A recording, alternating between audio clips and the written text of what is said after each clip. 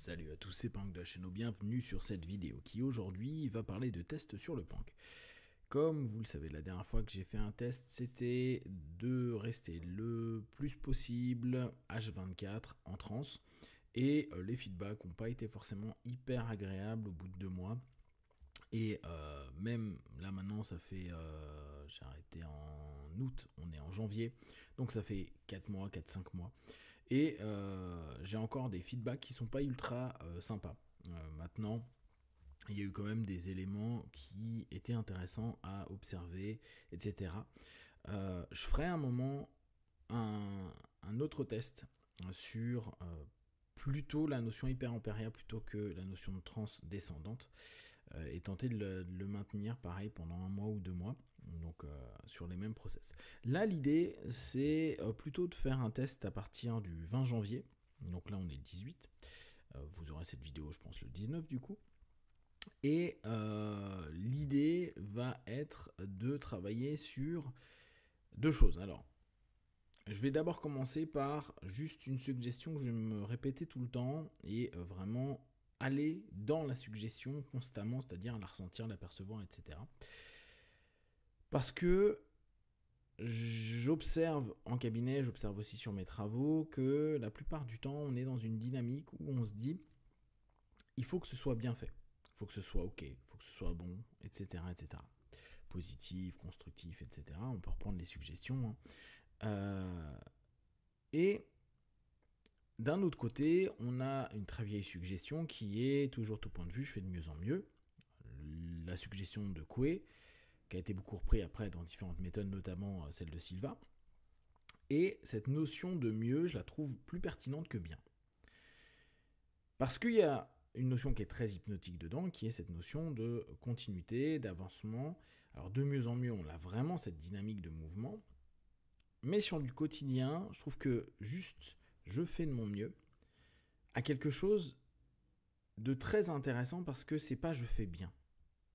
C'est pas je fais quelque chose qui est ok. C'est pas donc mon mieux d'aujourd'hui, c'est-à-dire mon mieux à cet instant présent.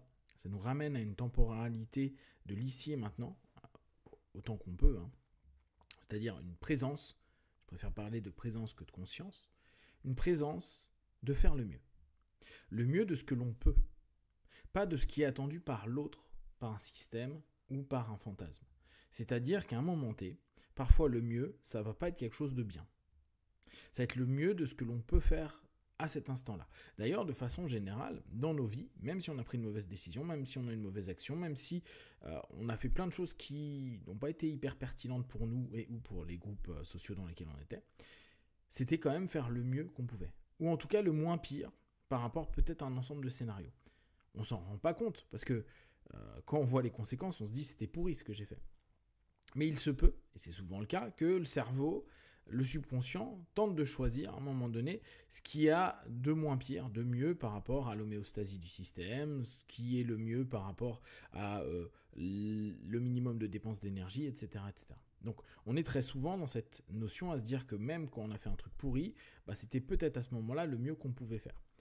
Mieux qu'on pouvait faire de façon non volontaire, ou en tout cas, on ne se met pas dans un état de transe volontairement pour se dire, tiens, est-ce que réellement c'est le mieux à cet instant-là que je peux faire? Est-ce que je ne peux pas réellement aller vers plus étant associé au mieux? Et si c'est pas le cas, c'est pas le cas. Bon, bah, j'ai pris cette décision parce que j'avais peur que le groupe me rejette, j'avais peur que il se passe ceci, cela, parce que j'avais pas d'énergie. Bah ok, bah ça a donné telle conséquence. Ok, mais c'était le mieux. Ouais, mais c'est pas bien. Oui, mais c'était mieux. C'était le mieux que je pouvais faire. Donc, j'ai vraiment envie de bosser avec ce principe de suggestion. Une suggestion très très simple qui est je fais de mon mieux sur toutes les actions, alors en l'occurrence sur l'action qui est vécue à cet instant-là, jusqu'à ma mort. Alors, cette notion, elle est importante pour moi parce que je trouve que la temporalité, jusqu'à ma mort, vraiment, je suis dans cette notion de ma possession de la mort, et pas la mort forcément, mais ma mort.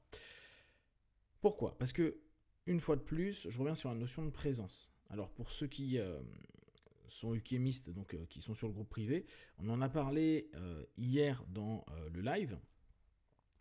La notion de décision par rapport à l'attention et l'énergie, le temps que je vais passer et exploiter à un moment donné, c'est vivre. Si mon attention, elle s'oublie, c'est-à-dire que j'oublie de vivre. Si je laisse les patterns, les automatismes, pour plein de raisons, et c'est pas que négatif, c'est parce que c'est plus simple, parce que c'est moins énergivore, etc. Je peux passer à côté de segments de ma vie, segments dans une journée, des minutes, des heures, où j'ai pas ressenti et vécu cette notion-là, en me disant, bon, c'est pas grave, je le ferai demain ou plus tard. C'est-à-dire que notre attention, qui a disparu, qui ne reviendra jamais, comme le temps qui aurait pu être cette orientation de l'attention, ne reviendra jamais. Ramener constamment la notion de mort. Alors, pour ceux qui me connaissent un petit peu, moi, la mort, j'y pense tous les jours, depuis que je suis petit. Je rêve de mort, je pense de mort tous les jours. Ça ne veut pas dire que je suis en mode freestyle, c'est super, tranquillou, je suis apaisé à 200%. C'est juste quelque chose qui fait complètement partie de mon quotidien et auquel je peux penser 50 fois dans la journée. Quand je prends ma moto, quand je finis quelque chose, quand je médite, etc. etc.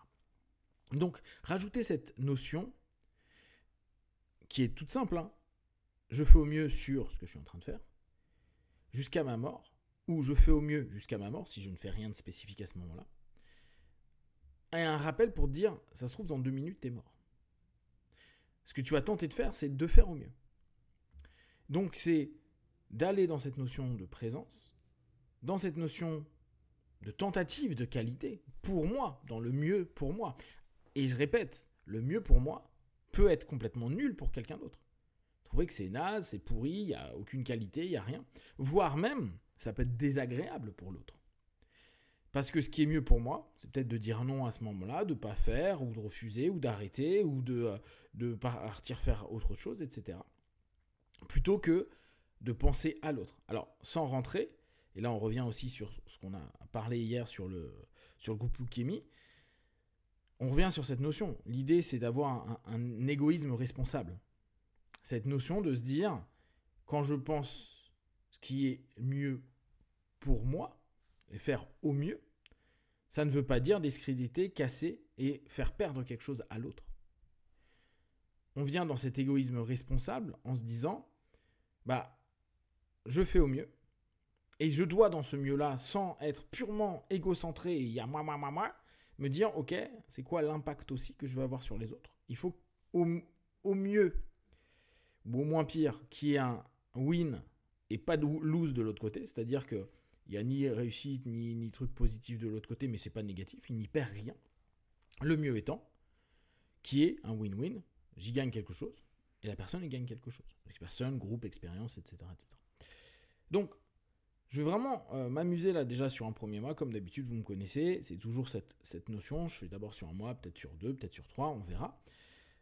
Et la deuxième partie, mais là, vu que je suis déjà quasiment à la fin de la vidéo, ça sera pour plus tard, j'ai constaté que je fonctionne énormément sur un travail constant d'autosuggestion. Ça, vous le savez, je vous l'ai déjà partagé là. D'ailleurs, le petit exercice, le petit test que je vais faire, c'est à nouveau ça. Mais je me suis aperçu que c'est vraiment comme s'il fallait que j'écrive constamment mon récit intérieur.